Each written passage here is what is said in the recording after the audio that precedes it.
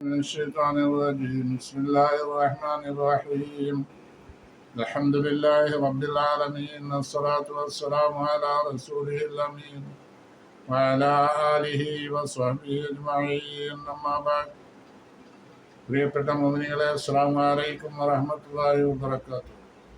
എല്ലാവർക്കും സുഖവും സന്തോഷവും അല്ലാഹു പ്രദാനം ചെയ്യട്ടെ. ഇന്നത്തെ വീഡിയോ 175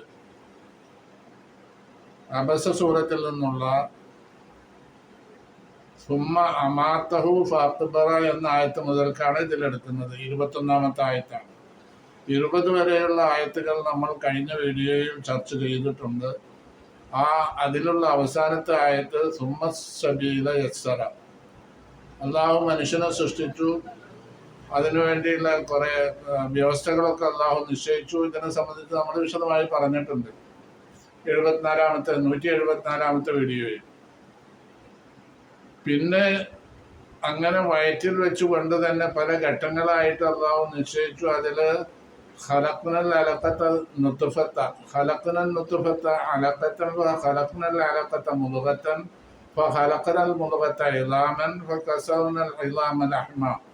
ഇങ്ങനെ പല ഘട്ടങ്ങളും അള്ളാഹു നിശ്ചയിച്ചു. എന്ന് പറഞ്ഞാൽ ഇന്ദ്രിയ ബീജത്തെ അലക്കത്തായിട്ട് നിശ്ചയിച്ചു, പറ്റിപ്പിടിക്കുന്ന ഒരു ഇതായിട്ട് അലക്കത്ത് എന്ന് അതിന് പറയാം.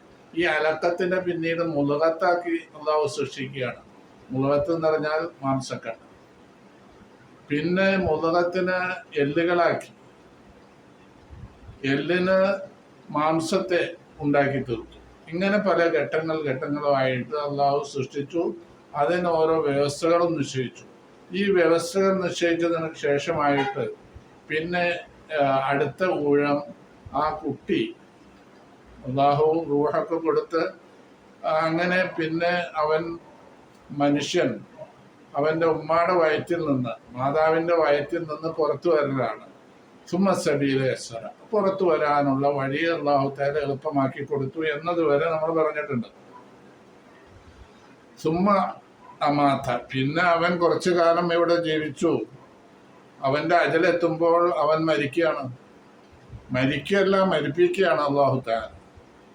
അതിനുവേണ്ടി പ്രത്യേക മലക്കുകളെ അല്ലാഹു നിശ്ചയിച്ചിട്ടുണ്ട്. ആ മലക്കുകൾ മുഖേന അവനെ മരിപ്പിക്കുകയാണ് ചെയ്യുന്നത്. മരിപ്പിച്ചിട്ട് പിന്നെന്താ ചെയ്യുന്നത്? ഫഅഖ്ബറ, അവന് ഖബറിൽ ഒരു കുഴിയിൽ, ഭൂമിയിലെ ഒരു എടുക്കപ്പെട്ട കുഴിയിൽ അവനെ മറവ് ചെയ്യുകയാണ്. ഈ മറവ് ചെയ്യുന്ന രീതി അള്ളാഹു മനുഷ്യനെ ബഹുമാനിച്ചു കൊണ്ടാണെന്നാണ് മുഫസ്സിറുകൾ പറയുന്നത്. ഖാലൽ ഖാസിൻ ഹാദിഹി തക്രീമത്തുൽ ലിബനി ആദം അലാ സാരിൽ ഹയവാനാത്തി. മറ്റുള്ള ജീവജാലങ്ങളെക്കാൾ അള്ളാഹു മനുഷ്യനെ ബഹുമാനിച്ചത് കൊണ്ടാണ് ഇങ്ങനെ ഭൂമിയിൽ എടുക്കപ്പെട്ട കുഴിയിൽ ഖബറിൽ മറവ് ചെയ്യുന്നത്. എല്ലാ മനുഷ്യരെയും, ഏത് മനുഷ്യനാണെങ്കിലും മനുഷ്യനെ കുഴിയിലാണ് മറവ് ചെയ്യുന്നത്. അവൻ്റെ ഡെഡ് ബോഡി ഒരാൾക്കും അത് സ്പർശിക്കാൻ പോലും കഴിയാത്ത വിധത്തിൽ മറവ് ചെയ്യുകയാണ്. അവിടെ നരഭോജികളായ മൃഗങ്ങൾക്കോ പക്ഷികൾക്കോ അതല്ലെങ്കിൽ കാട്ടുമൃഗങ്ങൾക്കോ ഭക്ഷിക്കാൻ ഇടവരാത്ത വിധത്തിൽ അല്ലാഹു തആല അതിനെ മറപാടുക എന്നുള്ള ദൗത്യം നിശ്ചയിക്കപ്പെട്ടു. ഇത് ഏത് കാലം മുതൽക്ക് തുടർന്നു വരുന്നതാണ്? ഇങ്ങനെയുള്ള ഈ മനുഷ്യന്റെ ബോഡിയെ ഭൂമിയിൽ എടുക്കപ്പെട്ട കുഴിയിൽ നിക്ഷേപിക്കുക എന്നുള്ളത്, അല്ലെങ്കിൽ മറമാടുക എന്നുള്ളത്, ഇത് ലോകത്തിന്റെ മനുഷ്യോൽപത്തി മുതൽക്ക് ഇത് നടപ്പിലുണ്ട്. അതിന് തെളിവ് ഖുർആനിൽ പറയുന്നുണ്ട്. ഒരു കാക്ക അതിൻ്റെ സഹജീവി മരണപ്പെട്ടപ്പോൾ അതിനെ കുഴിച്ചു മൂടുന്ന രംഗം അന്നുള്ള മനുഷ്യന് കാണാനിടയായി. അപ്പൊ അതിൽ നിന്നാണ് മനുഷ്യന് ഡെഡ് ബോഡി എങ്ങനെയാണ് മറമാടുക എന്നുള്ള കാര്യം മനുഷ്യൻ പഠിച്ചത്.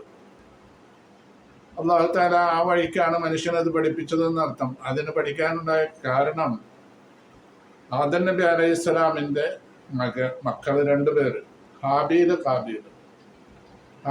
കാബീലും തമ്മിൽ വഴക്ക് കൂടി അങ്ങനെ അത് കൊലപാതകത്തിൽ എത്തിച്ചേർന്നു. ഹാബീല് കാബീലിനെ കൊന്നു. കൊല്ലപ്പെട്ട കാബീലിന്റെ ഡെഡ് ബോഡി എന്ത് ചെയ്യണമെന്നറിയാതെ സഹോദരൻ വിഷമിച്ചു നടക്കുക, ഈ ഡെഡ് ബോഡിയും തോളിൽ വെച്ചിട്ട്. അങ്ങനെ ഒരു കാക്ക ചെയ്യുന്നത് കണ്ടിട്ടാണ് മനസ്സിലാക്കിയത് ഡെഡ് ബോഡി മറവ് ചെയ്യേണ്ടത് എങ്ങനെയാണെന്ന്. കാക്കയുടെ സഹജീവിയെ മറവ് ചെയ്യുന്ന വിധം കണ്ടുപഠിച്ചു മനുഷ്യൻ. ഹാബീല് ഹാബീലിനെ കൊന്നു. അതിനൊരു കാരണമുണ്ട്. ഹാബീലിനെ കൊല്ലാൻ ഹാബീലിന്റെ ഭാര്യ ഹാബീലിന്റെ ഭാര്യയുടെ അത്ര സൗന്ദര്യവതി അല്ലായിരുന്നു. അതിന്റെ പേരിൽ അനുജനോട് അസൂയ തോന്നിയിട്ടാണ് അവിടെ കൊലപാതകം നടക്കാൻ ഇടയായത് എന്നാണ് തഫ്സീറുകളിൽ പറയുന്നത്. അപ്പോ ഏതായാലും ഹാബീലിനെ കൊന്നപ്പോൾ ഈ ഡെഡ് ബോഡി എന്ത് ചെയ്യണം, ഹാബീലിന്റെ ഡെഡ് ബോഡി എന്ത് ചെയ്യണം എന്നറിയാതെ ഹാബീല് വിഷമിക്കുകയുണ്ടായി. അങ്ങനെ അത് മറവ് ചെയ്യുന്ന വിധം പഠിച്ചത് കാക്കയിൽ നിന്നാണ് എന്നാണ് പറഞ്ഞതിന്റെ ചുരുക്കം. അതിനെ സംബന്ധിച്ച് ആയത്തുണ്ട്. ബിസ്മില്ലാഹിർ റഹ്മാനിർ റഹീം. فبعث الله غرابا يبحث في الأرض كيف يواري سوءة أخيه. അതാണ് ആയത്ത്. അല്ലാഹു തആല ഈ ഹാബീലിന്റെ ഡെഡ് ബോഡിയുമായിട്ട് നടക്കുന്നത് കണ്ട് വിഷമിച്ചു നടക്കുന്നത് സന്ദർഭത്തിൽ അല്ലാഹു തആല ഒരു കാക്കയെ അയച്ചു കൊടുക്കുകയാണ്. കാക്ക അതിന്റെ സഹജീവി മരണപ്പെട്ടപ്പോൾ എങ്ങനെയാണ് അതിന്റെ ഡെഡ് ബോഡി ഭൂമിയിൽ മറവ് ചെയ്യുന്നത് എന്ന് കാണിച്ചു കൊടുത്തു. അപ്പൊ അതുപോലെ ഇങ്ങനെ ഖബറിനകത്ത് ഡെഡ് ബോഡി വെച്ച് മറവ് ചെയ്യുക എന്നുള്ള ദൗത്യം എന്നുള്ള ആ കാര്യം നടപ്പിൽ വരുത്തിയത് അല്ലാഹു തആല മനുഷ്യനെ ബഹുമാനിച്ചുകൊണ്ടാണ്. അല്ലെങ്കിൽ ഭൂമിയുടെ ഉപരിതലത്തിൽ അവയെ ഡെഡ് ബോഡി ഇങ്ങനെ ഇട്ട് പോവുകയാണെങ്കിൽ എന്തെല്ലാം ബുദ്ധിമുട്ടുകൾ ഇവിടെ ഉണ്ടാവും. ജീവജാലങ്ങളുടെ ഡെഡ് ബോഡി അങ്ങനെ മറവ് ചെയ്യുന്ന വഴിയില്ല. മനുഷ്യന് ബുദ്ധിമുട്ടാകുമ്പോൾ അവയുടെ വാസന അനുസരിച്ച് ദുർഗന്ധം വമിക്കുമ്പോൾ മാത്രമേ അങ്ങനെയുള്ള ഡെഡ് ബോഡി നമ്മളുടെ ശ്രദ്ധയിൽപ്പെട്ടാൽ നമ്മൾ മറവ് ചെയ്യുള്ളൂ. നല്ല നായ ചത്തു കിടക്കുന്നതോ പൂച്ച ചത്തു കിടക്കുന്നതോ കണ്ടാൽ നമ്മൾ അതെടുത്ത് മറവ് ചെയ്യും. അതെങ്ങനെ കുഴി കുത്തിയിട്ട് ആ കുഴിയിലിടും. അത് മനുഷ്യന് ബുദ്ധിമുട്ടുണ്ടാക്കുമ്പോഴാണ്. അപ്പൊ കാട്ടുമൃഗങ്ങൾ മരിച്ചാൽ ആരാണ് മറവ് ചെയ്യുന്നത്? ഒരാളും മറവ് ചെയ്യില്ല. കാട്ടിൽ അങ്ങനെ ഒരു ദുർഗന്ധം വമിക്കുക എന്നുള്ളൊരു വിഷമമുള്ള ഒരു സന്ദർഭം ഉണ്ടാവില്ലല്ലോ. കാരണം അവിടെ ദുർഗന്ധം കൊണ്ട് ബുദ്ധിമുട്ടുന്ന ആളുകളില്ല. അപ്പോ കാട്ടുമൃഗങ്ങൾ മരിച്ചാലൊന്നും മറവ് ചെയ്യുന്നില്ല ആരും. അങ്ങനെ ലോകത്ത് മരണപ്പെടുന്ന മനുഷ്യന് ബുദ്ധിമുട്ടാകുന്ന ഏതെങ്കിലും ജന്തുക്കളും മരിച്ചു കഴിഞ്ഞാൽ ബുദ്ധിമുട്ട് മനുഷ്യനുണ്ടെങ്കിൽ മനുഷ്യൻ അത് മറവ് ചെയ്യും. ഇത്ര മാത്രമേ ഉള്ളൂ. അപ്പൊ മനുഷ്യന്റെ ഡെഡ് ബോഡി എവിടെ മരിച്ചാലും ആര് മരിച്ചാലും മനുഷ്യന്റെ ശ്രദ്ധയിൽപ്പെട്ടാൽ അതിനെ മറവ് ചെയ്യുക എന്നുള്ളത് മനുഷ്യനെ അള്ളാഹു ബഹുമാനിച്ചത് കൊണ്ടാണ്. ആദം അലൈഹിസ്സലാമിന്റെ മക്കളെ അള്ളാഹു ബഹുമാനിച്ചത് കൊണ്ടാണ് എന്നാണ് പറയുന്നത് 21-ാമത്തെ ആയത്ത്. അപ്പൊ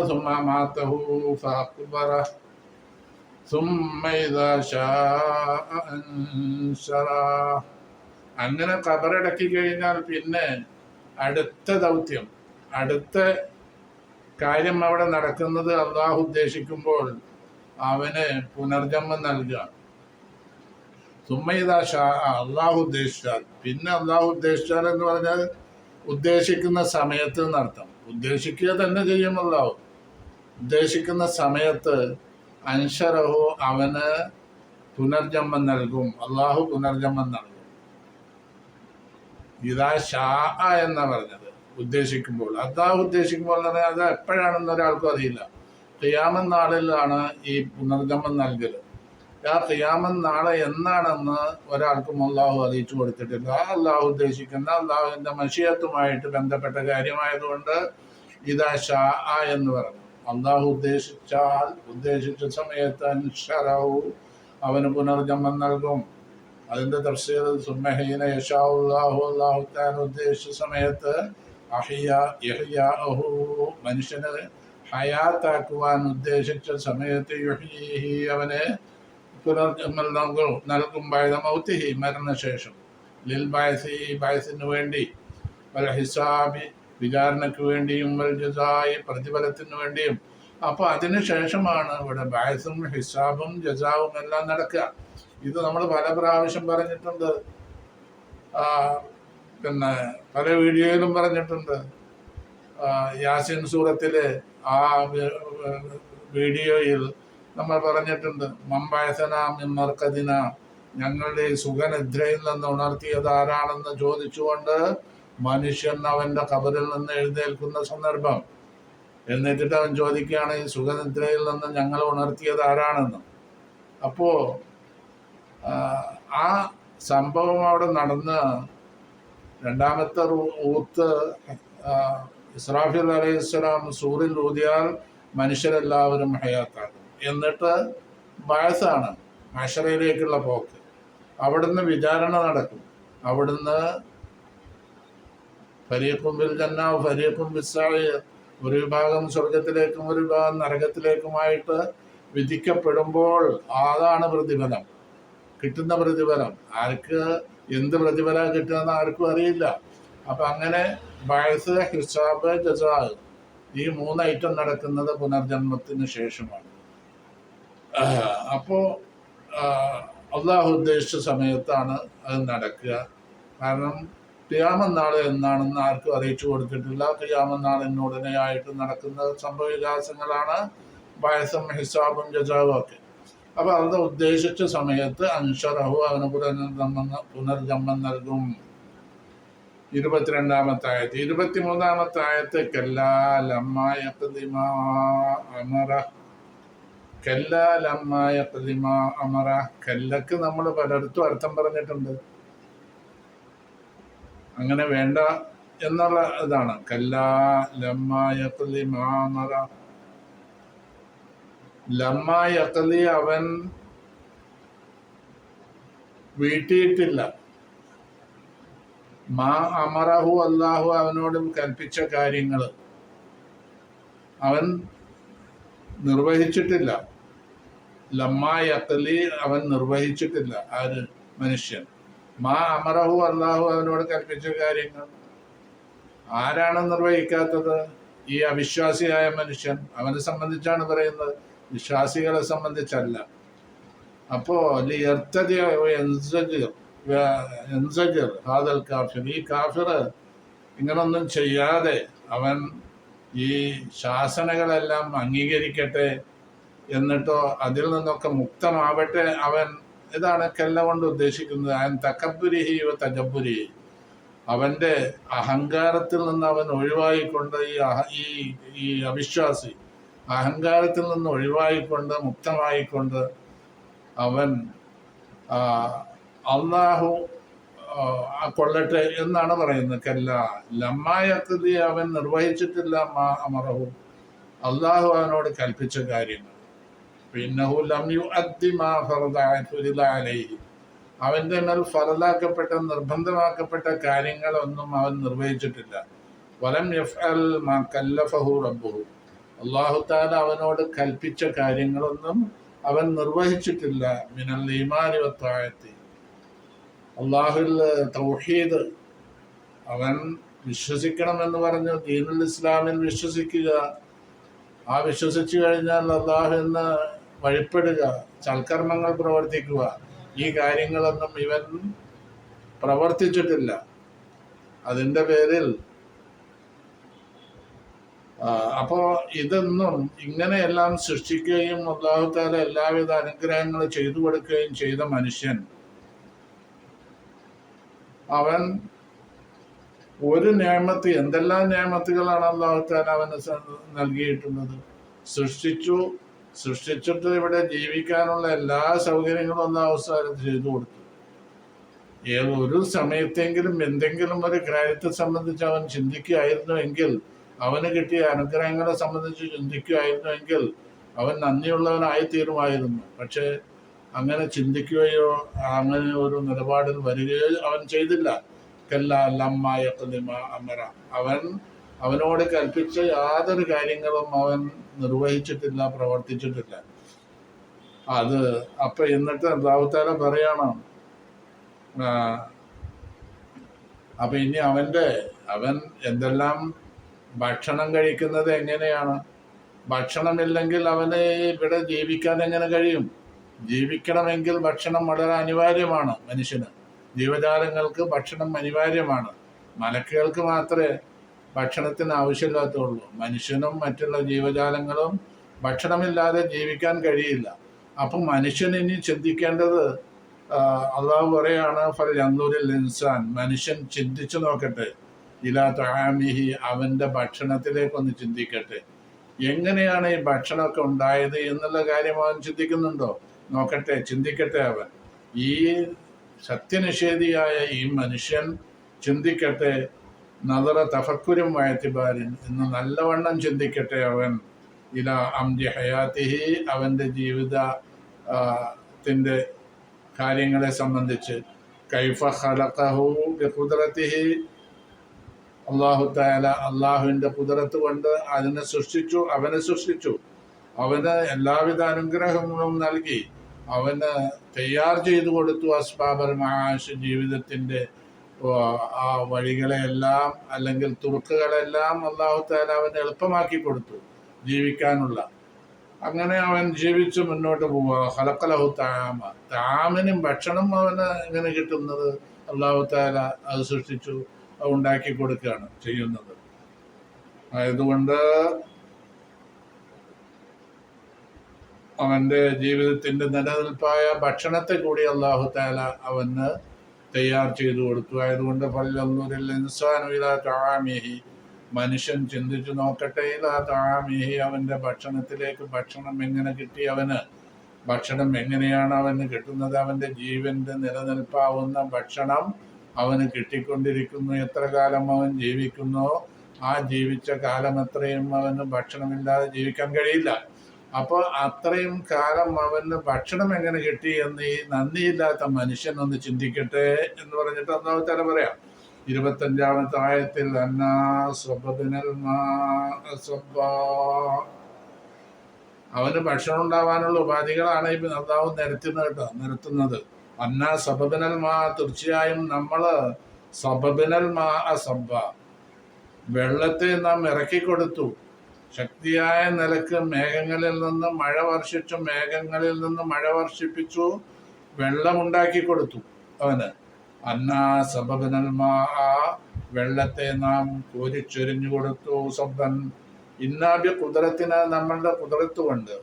അൻസലൽ മാഅ മിനസ് സഹാബി, മേഘങ്ങളിൽ നിന്ന് വെള്ളത്തെ നാം ഇറക്കിക്കൊടുത്തു. ഇലൽ അർദി, ഭൂമിയിലേക്ക്. ഇൻസാലൻ അജീബൻ, അത് വളരെ ഒരു ആശ്ചര്യകരമായ ഒരു ഇതാണത്. മേഘങ്ങളിൽ നിന്ന് മഴ പെയ്യുക എന്നുള്ളത് നമ്മളിങ്ങനെ പറയും. പക്ഷേ മേഘങ്ങളിൽ നിന്ന് ഇത്രയധികം വെള്ളമൊക്കെ, 1 മണിക്കൂർ നല്ല മഴ പെയ്തു കഴിഞ്ഞാൽ ആകെ ജലപ്രളയം ഉണ്ടാവുന്ന വിധത്തിൽ അതിനും അല്ലാഹുവിന് എളുപ്പമുള്ള കാര്യം. ഇത്രയധികം വെള്ളം ഇറക്കി കൊടുക്കുക എന്ന് പറഞ്ഞാൽ അത് ആ ഇറക്കുന്നത് വളരെ ആശ്ചര്യകരമായ ഒരു സംഭവമാണ്. ഈ ആകാശത്താണ് ഈ വെള്ളമൊക്കെ നിലകൊള്ളുന്നത്. ഈ വെള്ളത്തെ ആകാശത്തു നിന്ന് അത് ഇറക്കി കൊടുക്കുക. അതിന് മേഘങ്ങളിൽ നിന്ന് വെള്ളം ഉണ്ടാവുക എന്ന് പറഞ്ഞത് അത് ഒരു സബബ് നിശ്ചയിച്ചുകൊണ്ടാണ് അല്ലാഹു ഇതെല്ലാം ചെയ്യുന്നത്. അല്ലാതെ അള്ളാഹുവിൻ്റെ ആശ്ചര്യകരമായ കഴിവുകൊണ്ട് മാത്രമാണ് ഈ വെള്ളം മേഘങ്ങളിൽ നിന്ന് കിട്ടുന്നതും ആ മേഘങ്ങൾ മനുഷ്യന് ഉപകാരപ്രദമാവുന്ന വിധത്തിൽ മഴയെ വർഷിപ്പിക്കുന്നതും. ഇതാണ് മനസ്സിലാക്കാനുള്ളത്. അന്നാ സബബനൽ മാഅ സബ്ബാ, നമ്മൾ വെള്ളത്തെ കോരിച്ചൊരിഞ്ഞു കൊടുത്തു ആകാശത്തിൽ നിന്ന്, മേഘങ്ങളിൽ നിന്ന്. സുമ്മ ശക്കത്തിനല്ല, അപ്പൊ ഭൂമിയെല്ലാം അങ്ങനെ വെള്ളം കിട്ടുമ്പോൾ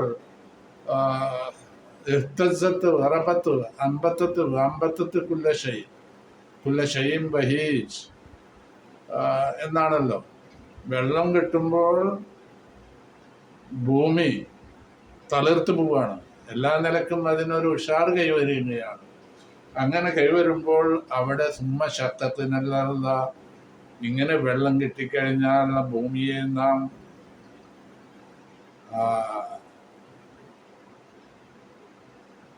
വിടവുകൾ പലതും ഉണ്ടാക്കി നമ്മൾ ചക്കത്തിന് നമ്മൾ വിടവുകൾ ഉണ്ടാക്കിയല്ല ഭൂമിക്ക് പല വിടവുകൾ ഉണ്ടാക്കിയിട്ട് ഭൂമിയെ കീറി മുറിച്ചു എന്ന് പറഞ്ഞാൽ അവിടെ ധാന്യങ്ങൾ മുളച്ചു വരാനുള്ള സൗകര്യത്തിനുള്ള വിടവുകൾ ഉണ്ടാക്കി. അതാണ് ആ വിടവുകൾ. ധാന്യങ്ങൾ അതിൽ നിന്ന് ആ ഭൂമിയുടെ അകത്തു നിന്ന് മുളച്ചു പൊന്തി വരിക, വൃക്ഷങ്ങളും മറ്റുള്ളതൊക്കെ. അതിനുള്ളൊരു സൗകര്യം നമ്മൾ ചെയ്തു കൊടുത്തു. അവന് ഭക്ഷണം എങ്ങനെ കിട്ടി എന്നുള്ളതിലേക്കാണ് നമ്മൾ മുന്നോട്ട് പോയിക്കൊണ്ടിരിക്കുന്നത്, ചർച്ച ചെയ്തുകൊണ്ടിരിക്കുന്നത്. ഈ ഭക്ഷണം കിട്ടിയത് ആദ്യമായിട്ട് അല്ലാഹു ആകാശത്ത് നിന്ന് വെള്ളമിറക്കി. ആ വെള്ളം കൊണ്ട് ഭൂമിയെ പല വിടവുകൾ ഉണ്ടാക്കി. ശക്കത്തിന എന്ന് പറഞ്ഞാൽ നമ്മൾ കീറി, ശക്കത്തിന അല്ലെങ്കിൽ വിടവുകൾ ഉണ്ടാക്കി അല്ലല്ല ഭൂമിക്ക്. ശക്കത്തിനല്ല ഹുറൂജിന്നബാത്തി, സസ്യങ്ങൾ മുളച്ചു വരാനുള്ള നിലയ്ക്ക്. ശക്കൻ ബദിയ എന്നത് വളരെ ആശ്ചര്യകരമായ നിലക്കാണ് മുളച്ചുള്ള വരവ്. അള്ളാഹു വെള്ളം തന്നും ഭൂമിയും ഒക്കെ ഇങ്ങനെ വിടവുകളും ഇതൊക്കെ ഉണ്ടാക്കിയെങ്കിലും മുളച്ചു വന്നില്ല ധാന്യമെങ്കിൽ പിന്നെ എന്തായിരിക്കും സ്ഥിതി? ഓരോ ആൾക്കും ഇവിടെ ജീവിക്കാൻ കഴിയില്ലല്ലോ. അള്ളാഹു ധാന്യത്തെ മുളപ്പിച്ചു. അപ്പൊ സുമ്മ ശക്കത്തിനുള്ള അങ്ങനെ ഭൂമിയിൽ നാം മുളപ്പിച്ചു ഹബ്ബൻ ധാന്യത്തെ. ഫഅഖ്റജ്നാ മിൻഹാ, ആ ഭൂമിയിൽ നിന്ന് നമ്മൾ ഉൽപ്പാദിപ്പിച്ചു അൻവാഉൽ ഹുബൂബി വന്നബാതാത്ത്, പല ജാതി സസ്യങ്ങളും ധാന്യങ്ങളും നമ്മൾ ഉൽപ്പാദിപ്പിച്ചു. എന്തിനു വേണ്ടി? യഖ്താത്തുന്നാസ് വയദ്ഖിറൂനഹു, മനുഷ്യൻ അത് ഭക്ഷണമാക്കിയിട്ട് ഉപയോഗിക്കാൻ വേണ്ടിയും ഭക്ഷണത്തിൻ്റെ ഉപയോഗം കഴിച്ച് ബാക്കിയുള്ളത് സൂക്ഷിക്കാൻ വേണ്ടിയും. ധാന്യങ്ങൾ കയറ്റി അയക്കുന്നു നമ്മൾ, അല്ലെങ്കിൽ നമ്മൾ ഇമ്പോർട്ട് ചെയ്ത് അത് എക്സ്പോർട്ടും ഇമ്പോർട്ടും നടക്കുന്നത് എന്തുകൊണ്ടാണ്? ശേഷിച്ച ധാന്യങ്ങൾ സൂക്ഷിക്കുന്നത് കൊണ്ടാണല്ലോ.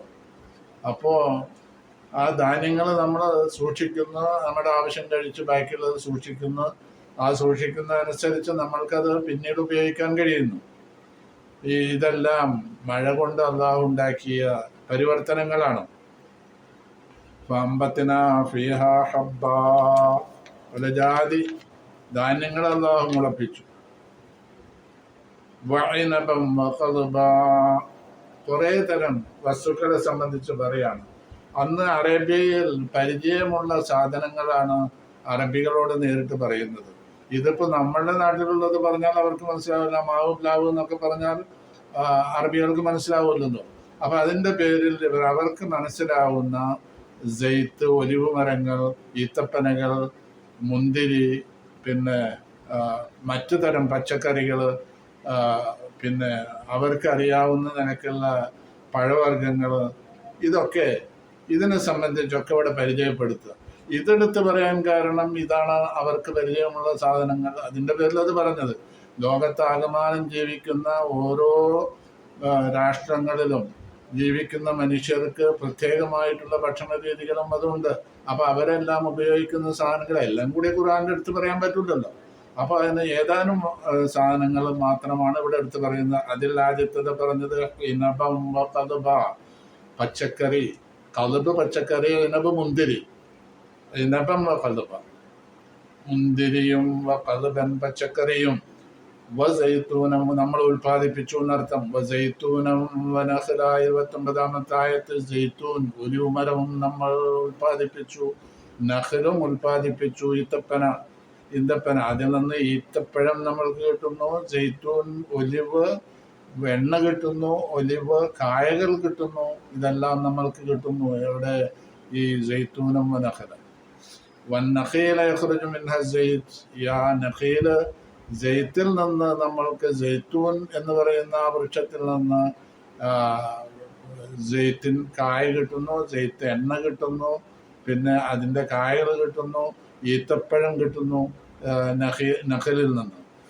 അപ്പോൾ ജെയ്ത്തൂനം വനഖല വഹദായിക ഗുൽബാ, മറ്റുള്ള നിലക്കുള്ള ഈ തിങ്ങി നിറഞ്ഞ തോട്ടങ്ങൾ, ഇതൊക്കെ ഉൽപ്പാദിപ്പിക്കാൻ കഴിയുന്നു. ബസാത്തീനു കസീറത്തുൽ അർസാൻ,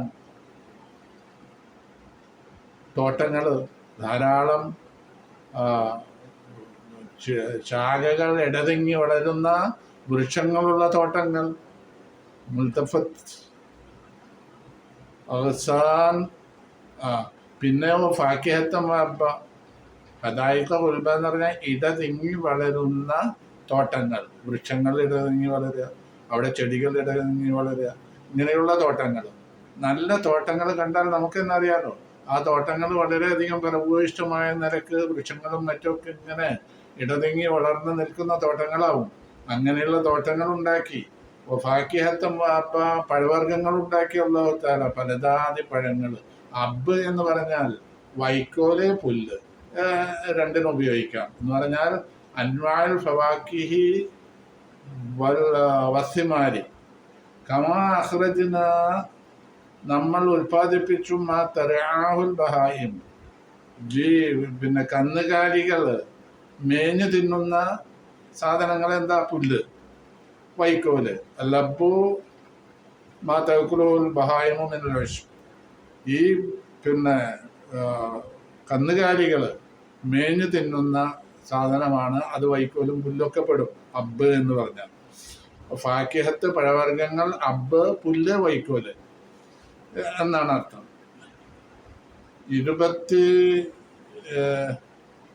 30-ാമത്തെ ആയത്ത്, 31-ാമത്തെ ആയത്തൊക്കെ പറഞ്ഞു. 32-ാമത്തെ ആയത്ത് മതാഅല്ലക്കും വലിയന്നാമിക്കും, നിങ്ങൾക്കും ഉപയോഗിക്കാൻ വേണ്ടി, വലിയ അന്നാമിക്കും, നിങ്ങളുടെ കന്നുകാലികൾക്കും ഉപയോഗിക്കാൻ വേണ്ടി. അൻആം എന്ന് പറഞ്ഞാൽ കന്നുകാലികളാണ്, നമ്മൾ വളർത്തുന്ന കന്നുകാലികൾ ഉപയോഗിക്കാൻ വേണ്ടി. അൻആം സൂറത്തുള്ളത് നമ്മൾ മുമ്പേ പറഞ്ഞിട്ടുണ്ടല്ലോ. വലിയ തക്കൂന മാഷല്ലക്കും അയ്യുഹന്നാസ് വലിയ അന്നാമിക്കും, നിങ്ങൾക്കും നിങ്ങളുടെ കാലികൾക്കും ജീവിക്കാൻ, ജീവിതാവശ്യത്തിന് വേണ്ടിയാണ് ഇതെല്ലാം അള്ളാഹു ചെയ്തത് എന്നർത്ഥം. അപ്പൊ ഇങ്ങനെയുള്ള അള്ളാഹുവിന്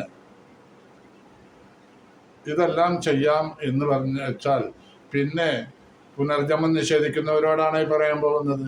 ഇങ്ങനൊക്കെ ചെയ്യുന്ന അള്ളാഹുവിന് പിന്നെ മനുഷ്യനെ വീണ്ടും മരണശേഷം അവനെ പുനർജന്മം നൽകാൻ, ഹയാത്താക്കുവാൻ വല്ല പ്രയാസവും ഉണ്ടോ എന്നുള്ളതാണ് ചോദിക്കുന്നത്. ഖിയാമത്ത് നാളിൽ നടക്കുന്ന പിന്നെ പുനർജന്മം അത് നിഷേധിക്കുന്നവരോടായിട്ടാണ് അള്ളാഹു തആല ചോദിക്കുന്നത്.